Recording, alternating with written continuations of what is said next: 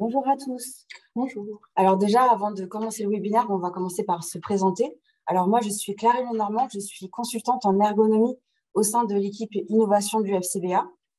Et du coup, je suis Manon Provo, je suis également consultante en ergonomie dans l'équipe innovation du FCB. Donc aujourd'hui, on va vous présenter une étude une étude d'usage qui a été réalisée pour le Codifab l'année dernière. Donc cette étude porte sur la consommation en vrac. On a cherché à regarder comment la consommation en vrac influence nos espaces de vie. Donc là, ce qu'on va vous présenter aujourd'hui, c'est surtout les points clés de cette étude. Donc, si vous êtes intéressé par le détail de cette étude, n'hésitez pas à nous demander à la fin du webinaire. Donc, c'est disponible pour les adhérents du Codifab. Donc, là, dans ce webinaire, on va vous présenter déjà l'état de l'art. On va vous définir qu'est-ce que c'est que le vrac, quels sont les enjeux autour de cette consommation, comment se développe le vrac actuellement en France et quelles sont les tendances et innovations autour du vrac. Ensuite, on va vous présenter rapidement la méthodologie de l'étude, puis nous présenterons les usages au sein du domicile. Donc, on regardera l'organisation et l'agencement du vrac dans les domiciles et la consommation des produits en vrac au sein du domicile. Après, on va plutôt partir sur la partie usage dans les commerces et on finira par conclure, par vous montrer la conclusion de cette étude et vous proposer quelques leviers d'amélioration sur ce sujet-là. Donc déjà, qu'est-ce que le vrac? Alors, la vente en vrac, elle se définit comme la vente de produits qui sont présentés sans emballage, en quantité choisie par le consommateur et dans des contenants réemployables ou réutilisables. Ce qu'il faut savoir, c'est que ces contenants peuvent être soit personnels ou soit fournis directement par le commerçant. Donc, il y a une multitude de produits qui sont vendus en vrac. Il y a, par exemple, en épicerie salée, on peut retrouver les féculents, les fruits secs, les huiles. En épicerie sucrée, on peut retrouver les biscuits, les céréales, le sucre. En boisson, on peut retrouver le lait, le jus, de l'alcool. On peut retrouver aussi des produits en hygiène et beauté, par exemple des savons, des gels douche, du maquillage. On peut retrouver aussi des produits d'entretien comme la lessive, les produits vaisselle et des produits pour animaux. Notre étude s'est focalisée sur les produits en vrac, mais on s'est aussi intéressé aux produits solides. Donc, les produits solides, ce sont des produits en général d'hygiène, par exemple du gel douche, du dentifrice, du shampoing. Ils ont la particularité d'être formulés sans eau et c'est des produits qui vont être vendus en général sans emballage. Donc, il y a plusieurs enjeux autour de la consommation en vrac. Il y a des enjeux écologiques, économiques et liés à la santé. Déjà, par rapport aux enjeux écologiques, c'est un enjeu parce que le vrac va permettre de réduire les déchets d'emballage. Ça va aussi permettre de réduire le gaspillage alimentaire puisque les personnes pourront choisir en quantité choisie. C'est la définition du vrac. Ensuite, il y a aussi des enjeux économiques puisque les personnes pourront acheter la quantité désirée. Le vrac permet aussi d'éviter les achats d'impulsion. Donc, ça limite la surconsommation. Et ce qu'il faut savoir aussi, c'est que le vrac peut aussi être une consommation économique, puisqu'on pense souvent que le vrac engendre des coûts importants, puisqu'avant, le vrac était plutôt limité aux rayons bio, par exemple. Mais maintenant, le vrac est de plus en plus accessible, s'étend de plus en plus et rentre aussi de plus en plus dans nos mœurs. Donc voilà, c'est beaucoup plus accessible financièrement pour les usagers. Ensuite, pour les enjeux liés à la santé, le vrac permet aussi de consommer plus sainement avec des produits moins transformés et permet de consommer de manière plus responsable. Ce qu'il faut savoir par rapport au développement du vrac en France, c'est que le vrac se développe beaucoup dans ce pays-là. Il y a plusieurs études qui l'ont montré. Il y a une étude YouGov de 2021 qui montre déjà que 4 consommateurs sur 10 en France achètent des produits qui sont non emballés au moins une fois par mois. Donc, c'est assez important. Et il y a aussi l'association Réseau Vrac qui montre que la France serait le premier pays au monde dans le secteur du vrac. Donc, c'est pas rien. Ce qu'il faut savoir aussi, c'est qu'il y a une loi, la loi Climat et Résilience, qui est apparue en août 2021, qui va obliger les surfaces de vente de plus de 400 mètres carrés à consacrer 20% de leur surface de vente à la vente de produits sans emballage, donc à la vente de produits en vrac. Donc, cette obligation, elle est valable d'ici 2030. Donc, ça va arriver assez vite. Et pour comparer ces chiffres-là, ce qu'il faut savoir, c'est qu'actuellement, le vrac est représenté sur environ 5% des surfaces de vente. Donc, ça veut dire concrètement que dans 7 ans, il y aura 4 fois plus de vrac dans les grandes surfaces. Donc là, Manon va vous présenter les tendances et les innovations qu'on peut retrouver dans les commerces et au sein des domiciles. Donc, par exemple, je vais commencer par les commerces. Je vais présenter leurs tendances et leurs innovations et je ferai la même chose avec les domiciles ensuite. Du coup, ce qu'on a trouvé par rapport aux tendances dans les commerces, c'est vraiment ce qu'on va trouver généralement quand on va aller dans notre épicerie spécialisée ou alors même juste dans des magasins de grande surface. On va retrouver pour les aliments secs, qui peuvent être alimentaires, d'entretien, d'hygiène, peu importe, tant qu'ils sont secs. On va retrouver des trémies ou des silos, qui peuvent être en plastique, en inox, voire même en carton. On va retrouver des bacs avec soit une pelle, soit une pince. Ça, c'est vraiment les deux équipements qu'on retrouve majoritairement dans les rayons vrac. On peut aussi retrouver un peu plus dans les épiceries spécialisées des bocaux en verre ou en inox et des cagettes, plateaux, sacs, paniers, etc. Pour les produits liquides, donc qui peuvent être alimentaires et non alimentaires, on va généralement retrouver des bidons, des contenants comme des bouteilles en verre ou en inox et des fontaines. Et pour les produits complexes, c'est un petit peu plus complexe. Donc ces produits-là, ils concernent principalement les produits qu'on va dire visqueux ou transformés, comme par exemple la confiture ou dentifrice. Et là, c'est un petit peu plus compliqué parce que on peut pas mettre ça dans des trémies parce que ça va mal s'écouler et réciproquement dans des fontaines ou des choses comme ça. Et donc, du coup, ce qu'on trouve majoritairement aujourd'hui dans les commerces, ça va être des équipements qui vont être spécifiques, qui vont être créés par le magasin. Par exemple, là, l'image est un petit bocal en verre qu'on a réutilisé pour pouvoir mettre dedans, par exemple, du dentifrice. Ou alors, il n'y a carrément pas de vente dans ces commerces-là parce que c'est jugé assez coûteux en perte et en gestion d'avoir ce type de produit-là. Concernant du coup les innovations dans les commerces, déjà, il y a des innovations qui vont concerner l'étiquetage. On va retrouver des étiquettes aimantées comme ici, où en fait, on va pouvoir prendre l'étiquette et la mettre un peu partout sur le contenant qu'on a en général dans le commerce. Ou alors des étiquettes interchangeables, où là, on a plusieurs types d'étiquettes. On va pouvoir mettre sur un contenant, sur le même contenant, différentes étiquettes. Et ça va être assez intéressant pour les commerces. Ça va permettre aussi de mettre beaucoup plus de détails des produits sur les packaging, qui remplace le packaging. On va aussi avoir des innovations en système de distribution. On va avoir des systèmes qui vont s'ouvrir, des systèmes avec des vérins de pression. Par exemple, c'est la vidéo qu'on a juste ici, où en fait, on ne le voit pas, mais derrière le sachet, il y a un vérin qui, au fur et à mesure que la poche va se vider, va appuyer sur celle-ci pour faciliter du coup le service. On va aussi avoir des systèmes sans nettoyage. Par exemple, on a les deux photos qui sont ici. La première, celle du haut, c'est des sachets où on va garder la structure de base en fait du vrac et on va remplacer le sachet en fait à chaque fois qu'on va vouloir remettre du produit. Là ici, c'est plutôt la petite partie en plastique qu'on va pouvoir remettre et tout le reste qui va être donc recyclé par la suite, etc.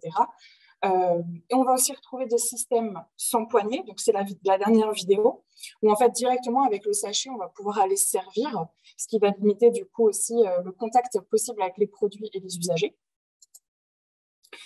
Ensuite, qui est assez intéressant, on va avoir des systèmes de prégrammage, donc c'est des images du bas où on voit en fait juste ici.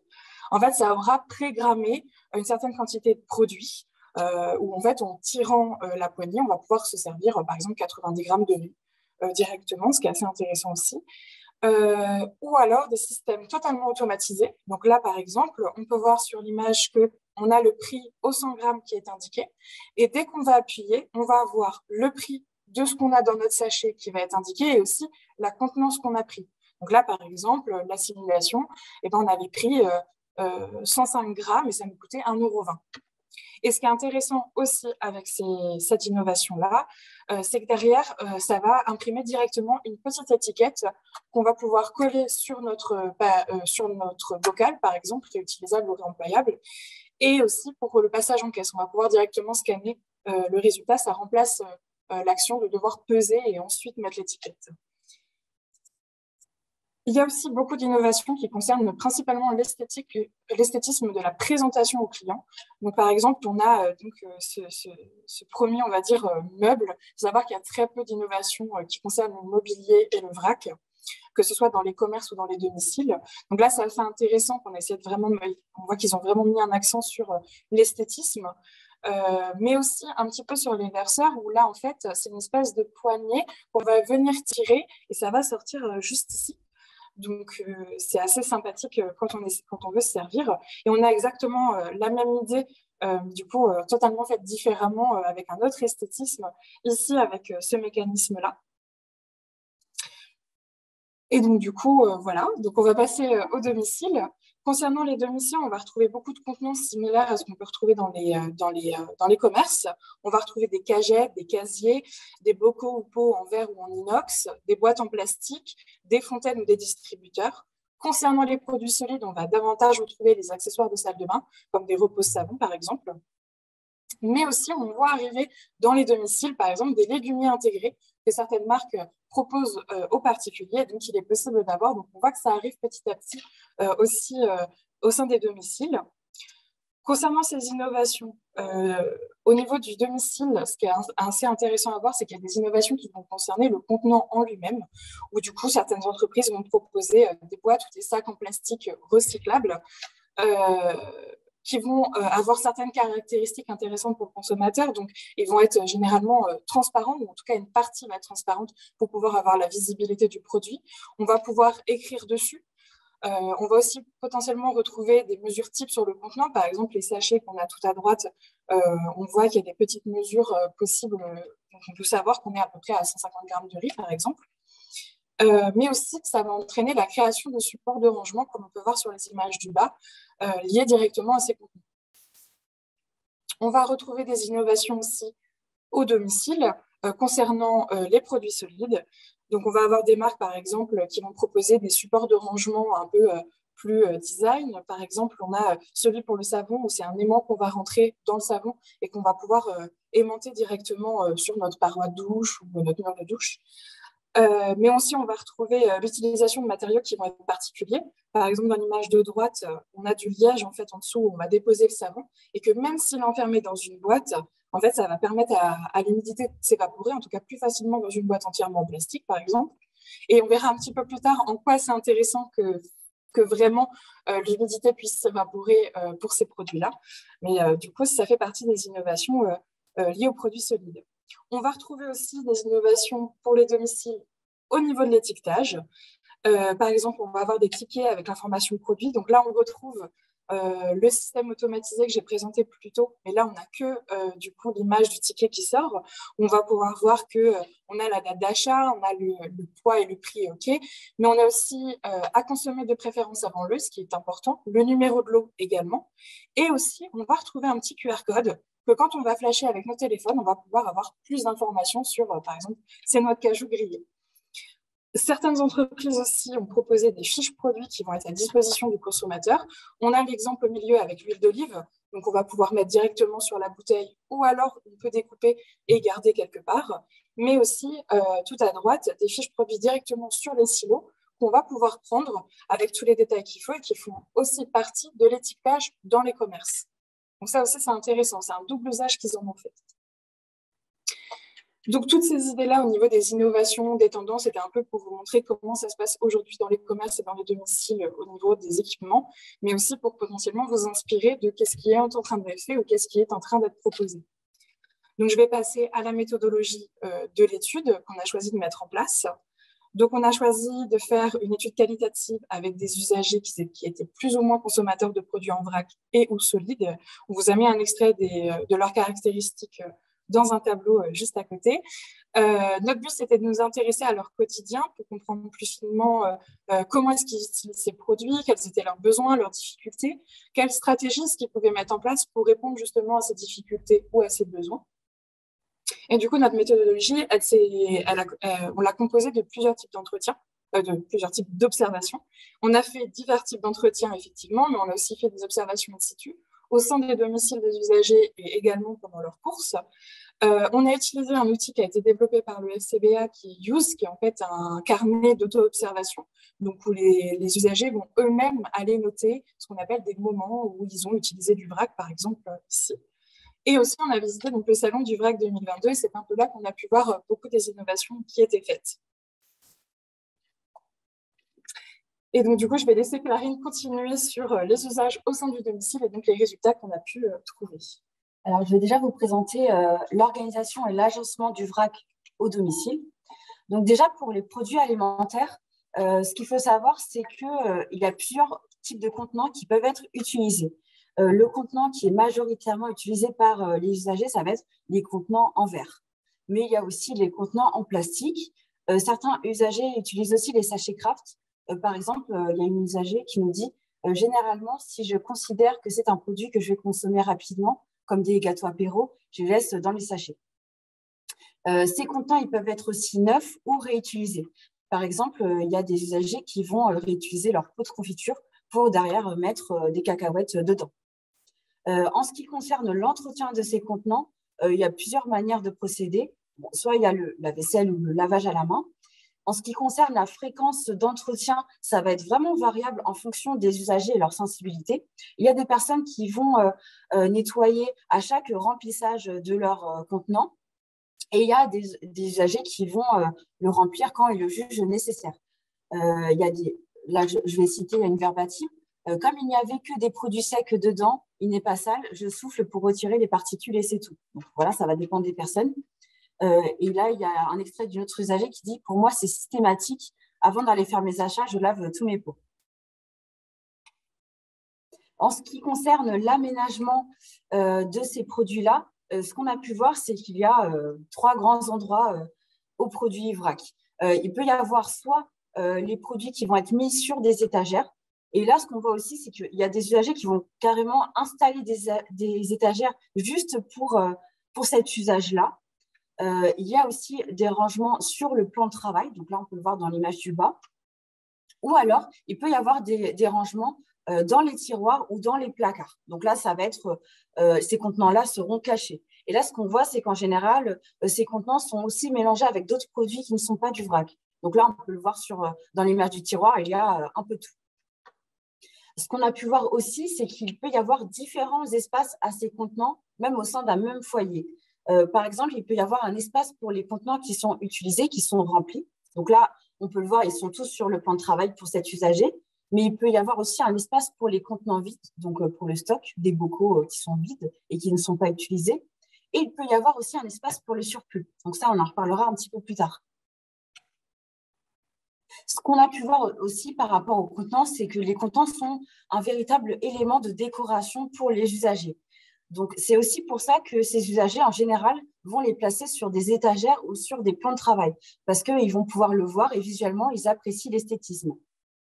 Ce qu'on a pu voir aussi, c'est que le fait de voir ces contenants les incite à consommer ce qu'il y a à l'intérieur. Donc là, il y a un usager qui nous dit « J'ai aussi commencé à utiliser des bocaux pour voir davantage mes produits et me donner plus envie de les consommer. Comme je vais voir mes pois cassés sur l'étagère tous les jours, j'aurais plus envie d'en faire que s'ils étaient au fond du placard. » Donc, voilà. Ce qu'on a pu voir, c'est que, d'ailleurs, l'utilisation de ces contenants comme élément de décoration, c'est valable pour les usagers du vrac, mais pas que.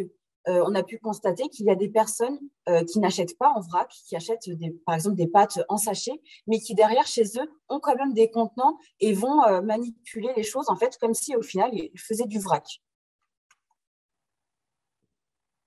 Cette consommation en vrac, on a pu voir aussi qu'elle pouvait occasionner certaines difficultés. Par exemple, pour les usagers qui vont mélanger ce qui est vrac et ce qui n'est pas du vrac et qui ont surtout ces contenants-là dans des endroits fermés comme des tiroirs ou des placards, il peut y avoir un manque de visibilité. Donc, le fait de rechercher le produit qu'ils cherchent peut prendre un certain temps. Donc là, on peut le voir sur cette première vidéo. On peut voir aussi qu'il y a des postures contraignantes qui sont liées à l'aménagement du vrac. Par exemple, comme il y a beaucoup d'étagères qui sont installées pour le vrac, forcément, le fait d'avoir une étagère en hauteur, ça va engendrer des contraintes au niveau des bras, puisqu'à chaque fois qu'il faudra prendre le pot, il faudra lever le bras en hauteur. Ce qu'on a pu voir aussi, c'est qu'il peut y avoir aussi des contraintes quand ces éléments sont mis dans des tiroirs, par exemple les tiroirs du bas. Après, bien sûr, ça peut aussi concerner des produits qui ne sont pas en vrac, mais ce qu'on voit avec le vrac, c'est quand ils sont mis dans des tiroirs du bas et qu'il y a aussi un temps supplémentaire pour rechercher le produit, bah là, c'est vrai que ça pourra occasionner peut-être plus de douleur qu'un produit standard, puisqu'il n'y aura pas le packaging pour différencier ces produits entre eux. Ce qu'on a pu voir aussi, c'est que les contenants peuvent être fragiles. Il peut y avoir de la casse, notamment des contenants en verre, lors du lavage ou lors du transport. Il y a une usagère qui nous a dit quand j'ai des bocaux dans mon sac, je fais super attention parce qu'ils ont tendance à se cogner entre eux. Et j'ai déjà des bocaux qui se sont brisés comme ça. Donc, elle a dû en racheter plusieurs fois. On a pu voir aussi que la charge de ces bocaux lors du transport peut être un problème. Donc là, il y a un usager qui nous a dit je ne prends pas mes bocaux quand j'ai beaucoup d'achats à faire, sinon c'est trop lourd à porter. Et aussi en ce qui concerne la charge des contenants, ce qu'on a pu voir, c'est que le poids des contenants sur le mobilier peut aussi être un problème. Par exemple, là, on voit une image de plusieurs contenants installés sur une étagère. Là, on a fait l'exercice de compter la charge qui était appliquée sur cette étagère et on a compté environ 6,5 kg. Mais ce qu'il faut savoir, c'est que les préconisations par rapport à cette étagère, c'est une limite de 10 kg. Donc, au final, on a compté que en remplissant tous ces bocaux qui seraient sur cette étagère, au final, on dépasserait largement les 10 kg préconisés. Donc, il peut y avoir un risque de casse et un risque aussi au niveau de la sécurité des personnes. En ce qui concerne les produits d'hygiène et de détergents, ce qu'on a pu voir, c'est que là aussi, il y a des contenants très divers pour le rangement des produits. Il peut y avoir, par exemple, des porte-savons, des boîtes en métal, des supports de douche. Ce qu'on a pu observer, c'est que par rapport aux produits solides, il y a une véritable nécessité de sécher les produits pour éviter après la détérioration qui sera liée à l'humidité. Donc, pour faire face à ça, les usagers, ils ont plusieurs stratégies, donc ça va vraiment dépendre des personnes. Il y a des personnes, par exemple, qui vont utiliser un panier douche qui va être à l'opposé de leur pommeau douche pour éviter d'avoir de l'eau.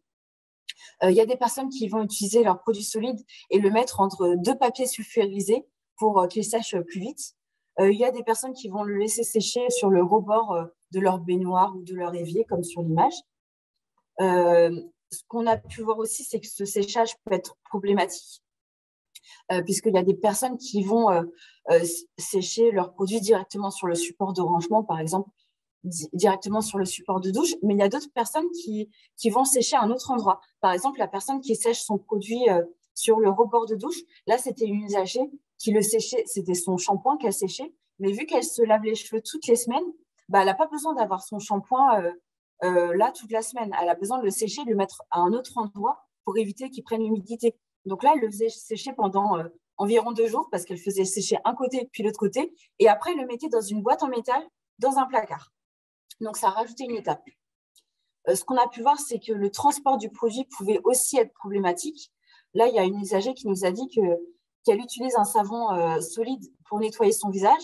Donc, quand il est sec, il n'y a pas de souci, elle le mettait dans sa trousse et elle partait en déplacement. Mais par contre, une fois qu'elle s'était nettoyée le visage avec, il était mouillé. Et là, en fait, elle ne savait jamais où le ranger. Par rapport aux produits liquides, nous, ce qu'on a pu voir, c'est que les produits qui étaient déjà vendus en liquide avant l'utilisation du vrac, en fait, ils peuvent aussi être vendus en vrac en liquide. Par exemple, on peut retrouver des gels douche liquides, on peut retrouver des lessives liquides aussi en vrac. Et pour tous ces produits-là liquides, au final, il n'y a pas de changement au sein du domicile. Ça n'apporte pas de contraintes particulières. Maintenant, on va vous parler plus particulièrement de la consommation de ces produits en vrac. Alors, du coup, je vais commencer également par les produits alimentaires. Ce qui est intéressant à voir par rapport à la consommation, c'est déjà que on a des tâches supplémentaires quand on va ranger les produits une fois qu'on les a ramenés du magasin, du commerce. Et donc déjà, la première chose qu'on a à faire, c'est à gérer le surplus qu'on a pu avoir à l'achat. En fait, c'est quelque chose qu'on a remarqué dans les études quasi systématiquement, il y a de surplus à l'achat. Et là, c'est intéressant encore parce que on va encore retrouver différentes stratégies qui ont été mises en place par les usagers. Par exemple, tout à gauche, L'usagère du foyer numéro 1 nous indique que je mets ça là, c'est ma réserve. Ça reste là le temps que je mange assez de lentilles pour compléter mon bocal. Donc, elle va consommer ce qui est présent dans le bocal de vrac et ensuite va compléter le bocal quand elle le pourra avec le surplus qu'elle a mis de côté. Alors que la verbatim d'à côté nous dit je croise les doigts pour que ça tienne dans mon bocal et si ça ne tient pas, je le mets sur le côté et je prends celle-là en première. C'est-à-dire qu'au contraire, va ranger son bocal, va laisser à côté le sachet avec le restant de produit et va d'abord consommer ce surplus avant d'arriver à la partie qui est rangée dans ses contenants à elle. On va aussi retrouver une gestion de la chute de produits parce que quand on va transvaser du sachet craft potentiellement qu'on aura utilisé au contenant réutilisé ou réemployable qu'on a, comme on peut voir dans la vidéo, le sachet peut se craquer et va compliquer le transvasement en fait entre le sachet et le bocal. Et pas que parce qu'il est craqué. Ça s'est aussi remarqué juste avec un sachet normal qu'à chaque fois, il y a une perte de produits. Donc, ça représente quand même une perte de produits pour les usagers, ça salit, etc. Donc, ce n'est pas forcément très pratique pour eux. On va retrouver aussi une gestion de la quantité à consommer qui va être plus compliquée.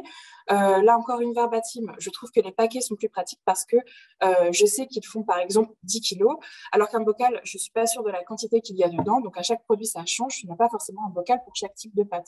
Donc, en fait, on ne se rend pas forcément compte que de la quantité qu'on va mettre pour être consommé, pour être préparé.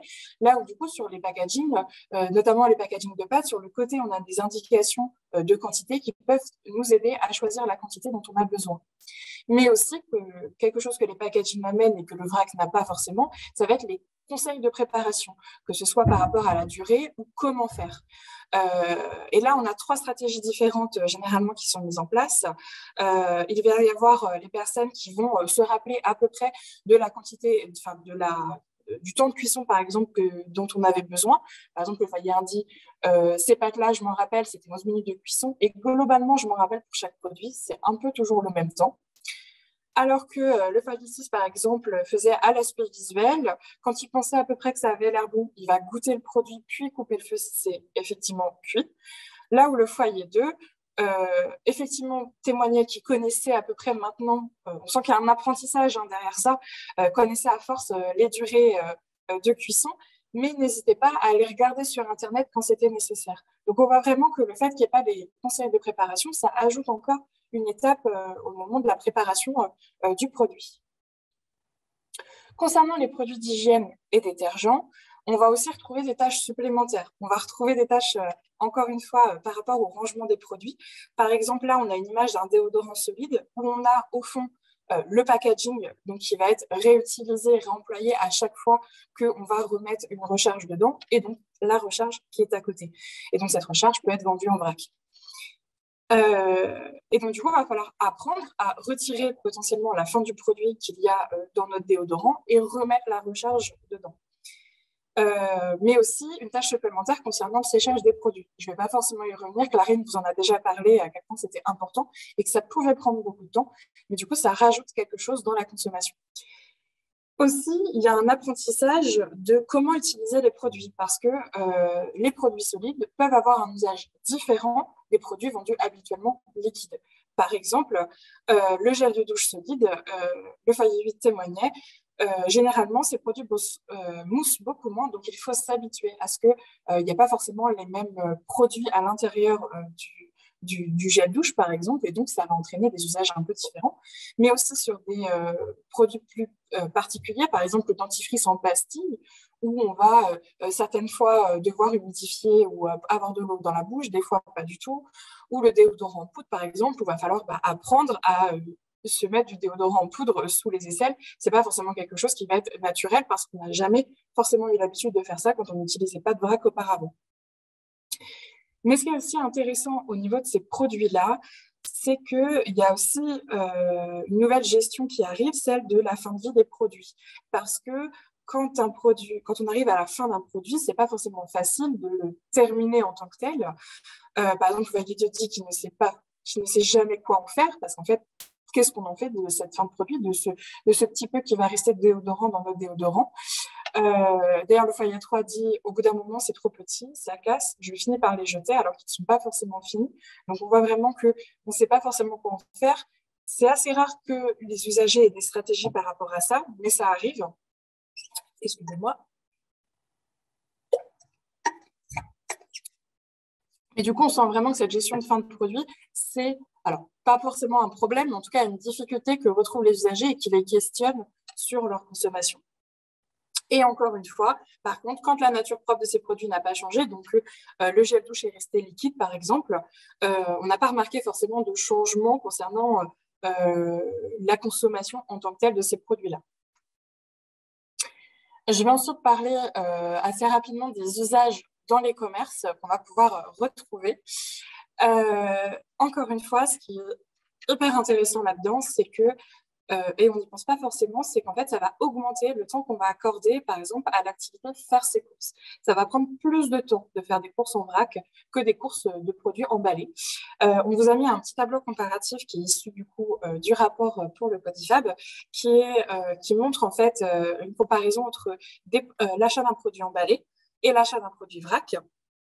Et en fait, on remarque tout de suite en rouge qu'il y a plus d'étapes pour faire du vrac parce qu'il va falloir prendre le sachet, le mettre sous le silo, s'approvisionner, faire la pesée, mettre l'étiquette, etc. Mais aussi une augmentation de la durée des achats.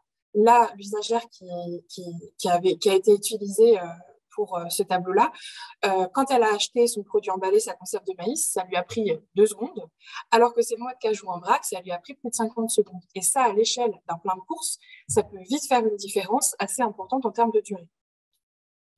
Mais aussi, ce n'est pas que l'achat en lui-même qui est long, mais aussi parce que en tout cas, dans les usagers qu'on a pu observer dans cette étude, on a remarqué que pour la plupart, il y avait une multiplication des commerces visités. Que pour des raisons, par exemple, d'entretien du rayon vrac, que certains rayons dans des commerces n'avaient pas forcément de sachet craft ou des silos qui étaient, des silos qui étaient vides, des balances non fonctionnelles, etc., qui en fait vont compliquer l'achat. Du coup, ils vont préférer faire leurs achats autre part, mais aussi concernant la qualité des produits, qui vont considérer que dans tel ou tel magasin, bah, la qualité est meilleure, et donc du coup, ils vont préférer aller dans ces magasins-là, qui ne sont pas forcément les magasins où ils vont faire le gros de leurs achats, par exemple, du reste des produits qu'ils n'achèteront pas forcément en vrac.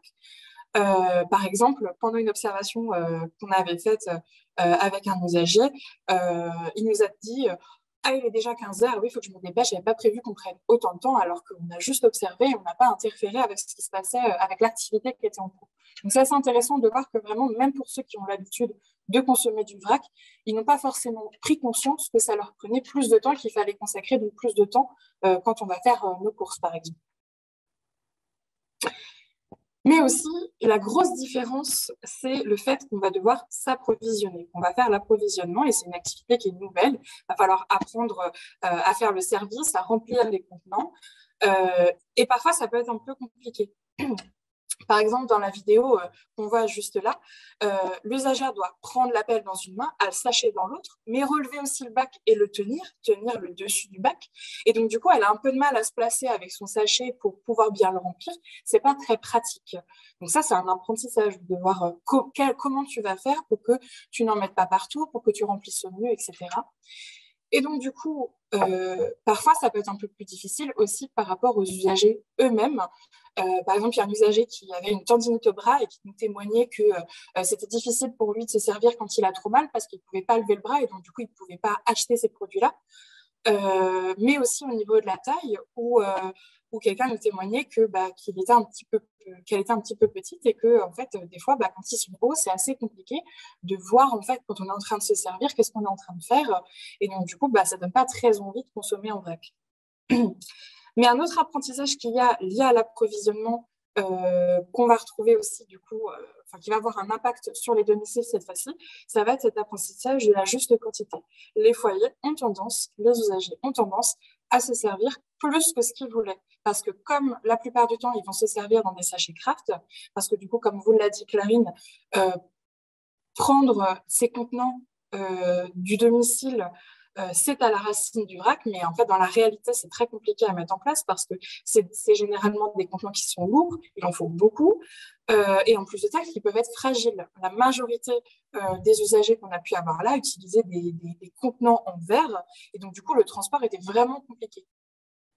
Et quand on se sert dans des sachets craft, on ne se rend pas forcément compte de la quantité qu'on a mis dedans, parce que c'est des sachets généralement qui sont très très grands. Donc là, on a des stratégies qui peuvent être mises en place. Par exemple, le paillet 3 nous disait, je ne peux jamais à fond la poignée parce que ça descend très très vite. Donc voilà, il sait que c'est comme ça. Mais aussi, ce qui est intéressant à voir, c'est que du coup, même dans les commerces, ils ont conscience de ça et que dans certains, ils ont mis en place des boîtes pour déposer les sachets abandonnés. Et ces sachets abandonnés ne sont certes pas exclusivement abandonnés parce qu'ils ont mis trop de quantité. Ça peut être aussi que quelqu'un finalement ne veut plus de ce produit-là. Mais c'est quand même la majorité de ces produits-là parce que généralement, on remarque qu'il y a quand même, il y a eu la pesée, il y a eu l'étiquette et qu'on voit en fait que c'est souvent des prix qui sont très très hauts. Et donc, on a pensé que ça pouvait être aussi des achats qui pouvaient être abandonnés parce que on se rendait compte en fait qu'on avait pris beaucoup trop, que ça nous coûtait plus cher par exemple, et donc on allait les abandonner. Il y a plein de raisons qui sont possibles, mais en tout cas, ça arrive que les gens les abandonnent et il y a des espaces qui sont exclusivement dédiés à ça dans les commerces. Ça, c'est très intéressant aussi. Ce qu'on a pu voir, c'est que le passage au vrac, ça peut engendrer des adaptations des usagers lors des achats, lors de leur rangement chez eux, lors de la préparation de leurs produits, de l'utilisation de ces produits.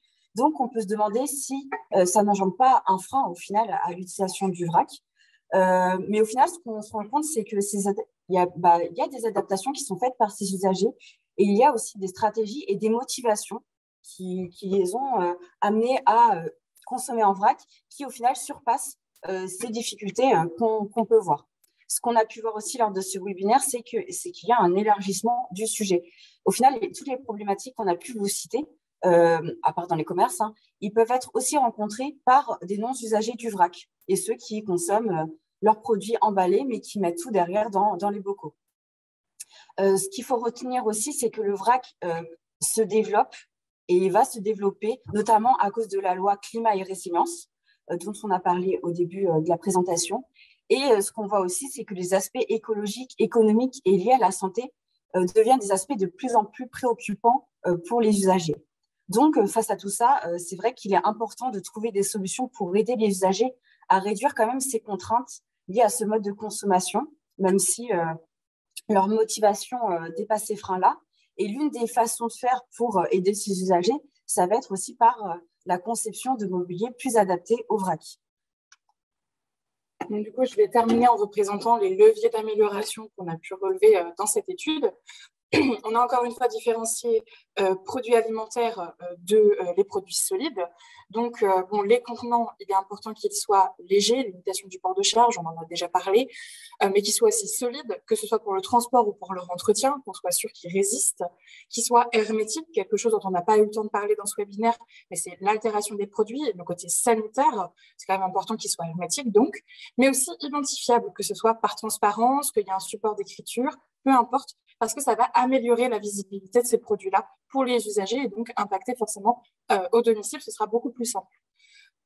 Concernant le mobilier, cette fois-ci, il faut qu'il soit à une hauteur décente pour limiter les postures, ça, on s'en doute, mais aussi qu'il soit capable de supporter un poids important, parce que les bocaux, ça pèse sur le mobilier, que ça va permettre aussi la visibilité des contenants et peut-être aussi de leur contenu, mais aussi qu'il soit accessible facilement. Là, on vous a mis quelques exemples. Comme ça, c'est vraiment juste pour éventuellement vous inspirer si vous voulez travailler sur la thématique. Par exemple, on vous a mis le schéma d'un tiroir à sachets craft parce que on pourrait penser aussi à un rangement pour ces sachets-là, mais aussi d'un meuble qui pouvait intégrer le vrac. Donc peut-être qu'il va pouvoir intégrer directement des distributeurs, qui va pouvoir avoir différentes hauteurs, etc., pour pouvoir mettre différents types de contenants, différentes tailles, différentes contenances aussi.